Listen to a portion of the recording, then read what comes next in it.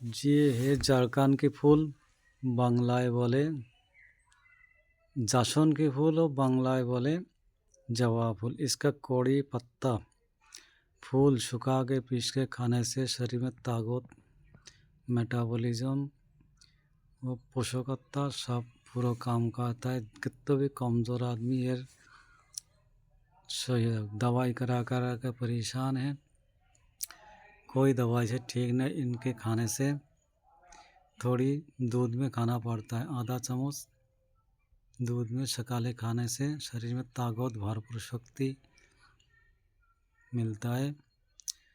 जिको एमसी गड़बड़ है तो एक कौड़ी एमसी के 3 दिन बाद खाने से एमसी ठीक हो जाता है।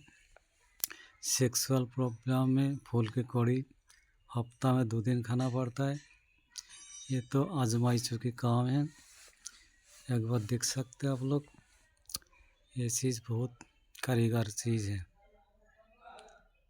ये साधारण चीज़ है, देखते साधारण सबके घरे लगी है, किंतु व्यवहार को उन्हें नहीं करा। एक बार करके देखो, पूरा आराम मिलेगा, फिर हमें बताना। हमारा फ़ोन नंबर है 98 26 27 17 63। हर बीमारी, हर देसी इलाज खिलाने जोगाजोग करो, दवाई बना के दे देगी।